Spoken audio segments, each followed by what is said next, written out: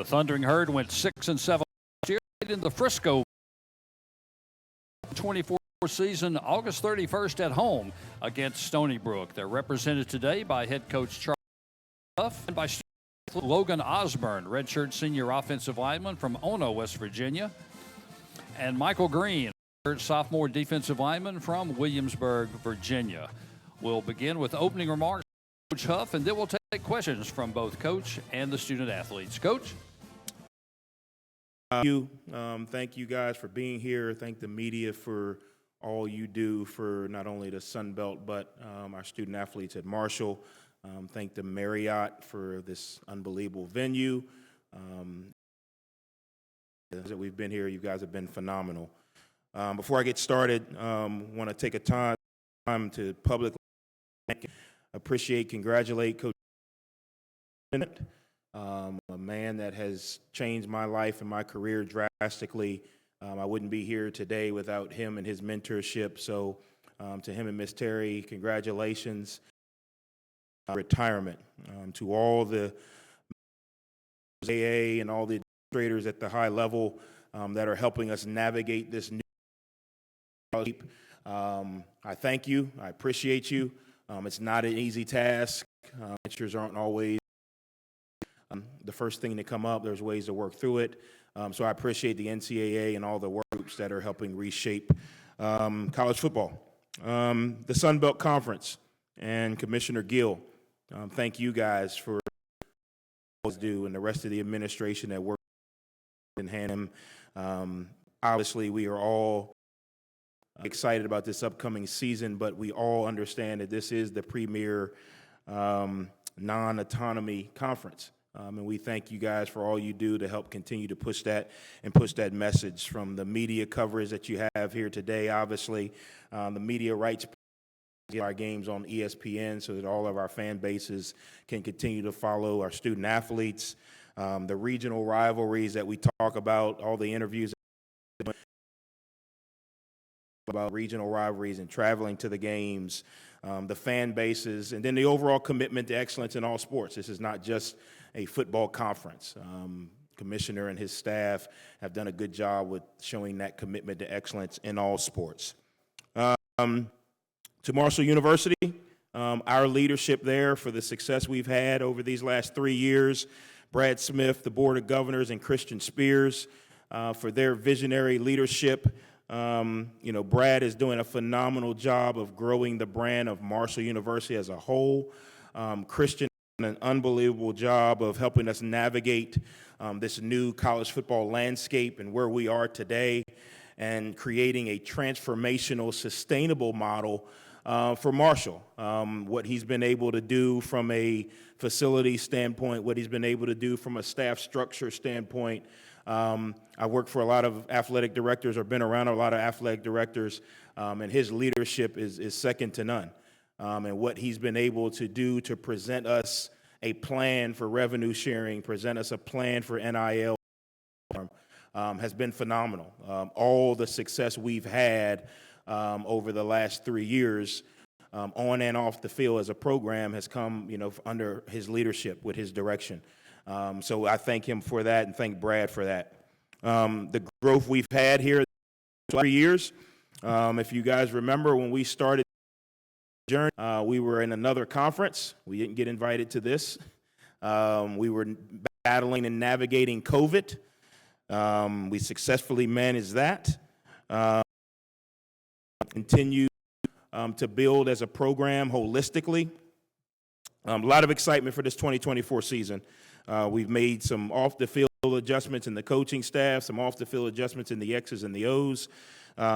We've had a very intentional focus this summer on what we were trying to do from a connectivity standpoint.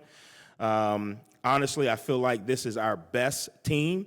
And when I say best team, that just doesn't mean we have best players and their athletic ability, but we have the most amount of guys in our program. When we say best, it's the guys who embody our culture, our community, our university, and our team. And we have more guys that embody that. And obviously, they all are some good players as well. Obviously, having the best team doesn't equal execution. We still got to go out and play really well on Saturday afternoons. zones, and that's the goal. We added 45 new players, 31 transfer students, 14 high school students, with the focus on being more consistently competitive with the top teams in this country or in this conference. Obviously, this is the world we live in. We were more intentional about the transfers we were about the high school players we took, exactly where they fit, exactly what can they provide us, exactly what are they able to do as far as a growth and development standpoint. New coaches on the offensive side. Seth Dagey will be our offensive coordinator. Cody Hill will be our new offensive line coach. Josh Miller will be our tight end coach. Aaron Dobson will be our wide receiver coach. Defensively, we've added Bob Shoop and all the levels of his experience, and Henry Baker as our corners coach. With me today, two of our best players, again, best in our program, are the guys who embody our culture, our core values, our community, our university, and do things right on and off the field. Athletically, they speak for themselves, but the things that you guys don't see is why they're here today, because they embody and represent what best means in our program, and the players on our team respect them and their work ethic. So first I have Logan Osburn from West Virginia.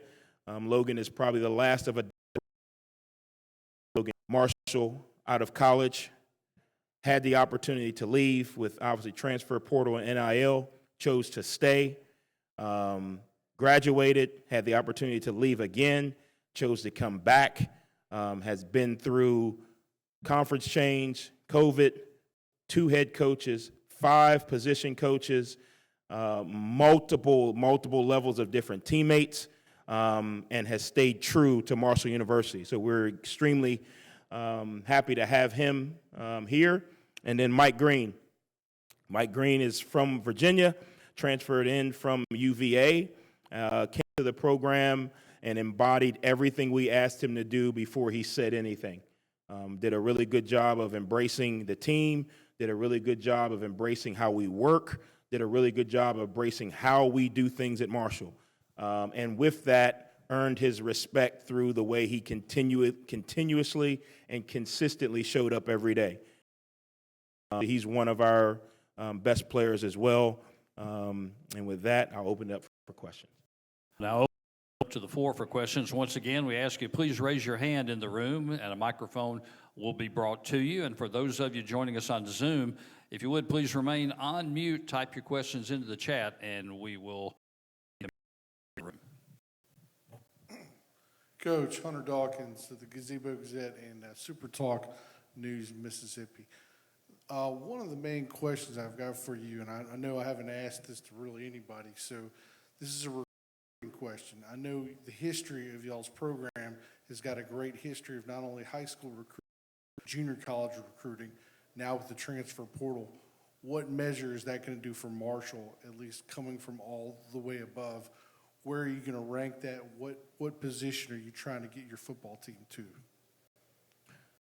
You know, the beauty of having a tradition is that it's been done before. And I think what we've been able to do because of our tradition, our brand, we've been able to be a lot more flexible with who and how we recruit. So we still recruit junior college. That still is a possibility for us. We still recruit the high school ranks. We still recruit the transfer portal. I think what it does is it's easier to sell to a young man, a school like Marshall because of the history and tradition. And then you combine that with the relationship piece, which allows us to develop really good relationships in a short period of time when you're talking in this portal deal. So we're going to continue to be active. We're going to continue to have a plan every year to take a certain amount of high school players, a certain amount of transfer players, and then obviously you got to go fix your roster when you can. I do believe that as we continue to create our revenue model, sharing model, and our NIL platform, retention will be more the focus than necessarily going out and trying to bring more people in. Until we get to that level, we're going to have to continue to be, flexible on all sides.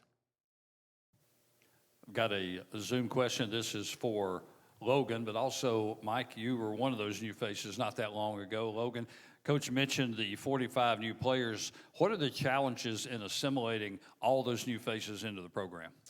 I think the biggest challenge of just assimilating them into the program is just getting them up to date with your culture, having them buy in. I think that's the biggest problematic part of that. It's not going to be an overnight thing. You got to take it day by day. You got to go through some ups and downs with those guys and really, truly tell them what Marshall is, tell them what we're about, and why we do the things that we do. Emmanuel Pappas, Sunbelt Conference. And Coach, you talked in the spring about ability versus talent. And just wanted to get your thoughts about what do you emphasize the most to your team about being able to translate that? You talked about this being your best team, but being able to kind of translate that into the talent that you want to see and, of course, the results on the field. Yeah, I think, when that's a good example. So you talk about, I tell the guys all the time, we are more than capable. We have the ability, we have the players. I think our talent gap is closer, meaning there's not the highs and lows at positions. There's not the Rasheen Ali and then the high school player. Obviously, those guys are great players. It's the Owen Porters and then, maybe a guy who hasn't had the playing experience. Our talent gap is closer, right? So the 1 and the 2 are a lot closer. That's going to make us a lot more competitive. That makes us have a lot more depth. The part that you talk about as far as ability and talent, the talent is there. The ability for us as coaches, players, and team to channel that talent is what we got to be able to do. We got to be able to channel that into execution on Saturdays. Part of that is through practice and reps. Part of that is through understanding that we're playing for each other, not with each other, getting to know each other, getting connected, feeling accountable to the guy to your right and to your left. Coach taking, helping direct that ability or that talent in each player. The reason I think this is our best team is because we have more guys who are willing to invest the time, who are willing to invest the effort in channeling that ability. Don't get me wrong, you still got to get a guy on the ground, you still got to get the ball across the goal line. But a lot of what I've seen this summer is a lot more willingness to do that, a lot more willing, and not just necessarily coach saying go out and do this or go do this, but a lot more willingness to create value for yourself from a holistic perspective on and off the field. This can be for any three of you, but in particular, Coach and Logan. Talked to a lot of different guys today about the different environments in the Sun Belt when you go to different, different fields across the country, and it's just a league that has a lot of fan support. How have you seen that grow during your time as a head coach? And Logan, you've been here now. This is going to be your 6th year. How have you seen it grow since you got to Marshall? Sure. It's definitely grown over the years, I would say that. I think it was a huge shock because first year I started, it was in Conference USA. And switching from Conference USA to Sun Belt schools, it felt like you're still a Power 5, Power 4 school, You go to, when the one that comes to my mind is Georgia Southern. You go to that stadium, it looks like a little SEC stadium. And the atmosphere, the fans, they're so bought in. And, I don't think you see that with a lot of other G5 conferences in this league. I think the Sun Belt is going to continue to grow, continue to build its brand through college football, especially now with the playoff being to 12 teams. It's a kind of a reality that Sun Belt teams can definitely join that. And I think it's just a testament to Commissioner Gill and the leadership. They were very intentional when selecting what teams to bring into the conference. There were a lot of teams out there that they could have brought in, but very intentional with regional rivalries in place in mind. And when you have that, the regional rivalries, the regional respect, what you get is, we go to, App State, we take a bunch of fans with us. They come to us, they take a bunch of fans with them. When you're trying to play all the way across the country just to appease a media deal from a TV perspective, you lose some of that. I get it. There's a balance between the two. But when you keep the regional rivalries intact, you allow some of the old rivalries, some of the old memories that to come up. You got to think of it, fans, for the most part, are done playing the game. But they have memories of how the game may have affected their lives. So I think it's a testament to the Sun Belt and their administration of how they selected who got in. And then I think it's a testament to the fans It just means more in the South. It really does. And I think and they show that on Saturday afternoons in our Sun Belt stadiums. Coach Kevin Foote, Acadiana Advocate, can you tell us about the quarterback battle as going into August camp? Yeah, so when we hired Coach Dagey, we made a decision back in January that we were going to let the quarterback battle go through fall camp. And here's why. Okay, so we have two quarterbacks, Cole Pennington, Braylon Braxton, Colin Parachek, who have ability. Okay, they all have game experience. None of them have played in this system. Okay, so the common denominator is they've all played in the game, right? The uncommon denominators, none of them have played in this system. So what we wanted to do, we wanted to take the January period, the winter period, and teach the installs and base information. We wanted to let them go into spring ball and actually apply those tools and fundamentals. Then we wanted to take the summer and make corrections off of spring ball. A lot of times what happens, you go through spring ball, but he's the quarterback, you move on, and you don't really get a chance to go back and correct those things because you have banked reps. So we wanted to go through the summer, make the corrections from spring ball, and now when we enter fall camp, it's a true duel it out. Now you've had an opportunity to learn the system, you've had an opportunity to run the system, you've had an opportunity to correct your issues from running it in the spring, and now we get to duel it out. I would say I'm sure we'll know by the middle of August. But Coach Dagey, in his mind, wanted to give these guys a chance because what happens sometimes is you say, hey, he's the starter or he's the starter, and all of a sudden now you start to change the offense to fit that quarterback. Well, we're not at that point yet because we still got receivers, O-linemen, tight ends, running backs who still need to install the system as a base system. So this allows us to stay very consistent with our install, to stay very consistent with our evaluation of the quarterbacks and the other players, and not say, okay, well, we're going to start to cater this. Cole's the guy, and we're starting to cater it to Cole, or Braylon's the guy, and we're starting to cater it to Braylon. We're going to allow it to be installed the right way, so now when we get into camp, we can see who can do what.